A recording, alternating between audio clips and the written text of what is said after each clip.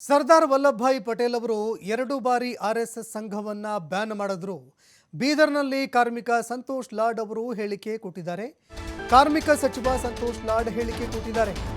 ಸರ್ದಾರ್ ಪಟೇಲ್ರು 2 ಬಾರಿ ಆರ್ಎಸ್ಎಸ್ ಅನ್ನು ಬ್ಯಾನ್ ಮಾಡಿದ್ರು.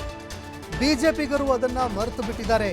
ಅವರಿಗೆ ಅದನ್ನ ನೆನಪಿಸಿ ಅಂತ ಪತ್ರಕರ್ತರಿಗೆ ಹೇಳಿದ್ದಾರೆ. ದೇಶ ಪ್ರೇಮ ಅನ್ನೋದು ಪ್ರತಿಯೊಬ್ಬ ಪ್ರಜೆಯಲ್ಲೂ ಕೂಡ ಇರುತ್ತೆ. ಆರ್ಎಸ್ಎಸ್ನಿಂದ ಎಕ್ಸ್ಟ್ರಾ ದೇಶ ಪ್ರೇಮ ಏನು ಬರೋದಿಲ್ಲ ಅಂತ ಸಂತೋಷ್ ಲಾಡ್ ಲೇಬಡಿ ಮಾಡಿದ್ದಾರೆ. ಆರ್ಎಸ್ಎಸ್ ಸಂಘ ಪರಿವಾರದಿಂದ ಎಕ್ಸ್ಟ್ರಾ ದೇಶ ಪ್ರೇಮ ಬರೋದಿಲ್ಲ ಅಂತ ಸಂತೋಷ್ ಲಾಡ್ ಲೇಬಡಿ ಮಾಡಿದ್ದಾರೆ. ವಲ್ಲಭಾಯ್ ಪಟೇಲ್ ಸ್ಟ್ಯಾಚ್ಯೂ ಮಾಡಿದ್ರು ಗೊತ್ತಲ್ಲ, 3,000 ಕೋಟಿ ಖರ್ಚು ಮಾಡಿ. ವಲ್ಲಭಾಯ್ ಪಟೇಲ್ ಸಾಹೇಬರು ಕಾಂಗ್ರೆಸ್ನ ಆವಾಗಿನ ಕಾಲದಾಗಿದ್ದಂಥ ನಮ್ಮ ಸರ್ಕಾರದಾಗಿದ್ದಂಥ ಕಾಂಗ್ರೆಸ್ ಸರ್ಕಾರದಿದ್ದಂಥ ಹೋಮ್ ಮಿನಿಸ್ಟರ್ ಆಗಿದ್ದರು. ಅವಾಗ 2 ಬಾರಿ ಬ್ಯಾನ್ ಮಾಡಿದ್ರು ಅವರು ಆರ್ಎಸ್ಎಸ್ಗೆ. ಅವ್ರಿಗೆ ಮರ್ತಿದ್ದಂಗೆ ಅದಾರ, ಗಮನ ಇರಲಿ ಅಂತೇಳಿ. ಸರ್, ದೇಶ ಪ್ರೀತಿಸೋರೆಲ್ಲ ಆರ್ಎಸ್ಎಸ್ ಪ್ರೀತಿಸ್ತಾರೆ ಅಂತ ಪೋಸ್ಟರ್ ಅಂಟಿಸ್ತಿದ್ದಾರೆ ಸರ್. ಅವ್ರು ಅಂಟಿಸ್ಲಿ. ಈಗ ಮತ್ತೆ ಅವ್ರು ಏನೇನು ಹೇಳ್ಕೊಳ್ರಿ, ದೇಶ ಪ್ರೇಮಿ ಅಂತಕ್ಕಂದ್ರೆ ಪ್ರತಿಯೊಬ್ಬರ ಹತ್ರ ಐತಿ. ನೀವು ಆರ್ ಎಸ್ ಎಸ್ ನಗಿದ್ದೀರಾ ನೀವು?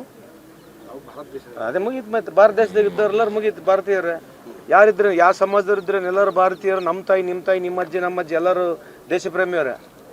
ಆರ್ ಎಸ್ ಎಸ್ ಇರಬೇಕಂದ್ರೆ ಎಕ್ಸ್ಟ್ರಾ ಏನು ದೇಶ ಪ್ರೇಮಿ ಇರೋದಿಲ್ಲ. ಎಲ್ಲರೂ 145 ಕೋಟಿ ಜನಸಂಖ್ಯೆ ಇರ್ತಕ್ಕಂಥ ಈ ಭಾರತ ದೇಶದಾಗ ಎಲ್ಲರೂ ಹಿಂದೂ, ಮುಸ್ಲಿಂ, ಸಿಖ್, ಇಸಾಯಿ ಎಲ್ಲರೂ ದೇಶ ಪ್ರೇಮಿಗಳು ಇರ್ತಾರೆ. ಗುಜರಾತ್ನಾಗೆ ವಲ್ಲಭಾಯ್ ಪಟೇಲ್ ಸ್ಟ್ಯಾಚ್ಯೂ ಮಾಡಿದ್ರು ಗೊತ್ತಲ್ಲ, 3,000 ಕೋಟಿ ಖರ್ಚು ಮಾಡಿ. ವಲ್ಲಭಾಯ್ ಪಟೇಲ್ ಸಾಹೇಬರು ಕಾಂಗ್ರೆಸ್ನ ಆವಾಗಿನ ಕಾಲದಾಗಿದ್ದಂಥ ನಮ್ಮ ಸರ್ಕಾರದಾಗಿದ್ದಂಥ ಕಾಂಗ್ರೆಸ್ ಸರ್ಕಾರದಿದ್ದಂಥ ಹೋಮ್ ಮಿನಿಸ್ಟರ್ ಆಗಿದ್ದರು. ಅವಾಗ 2 ಬಾರಿ ಬ್ಯಾನ್ ಮಾಡಿದ್ರು.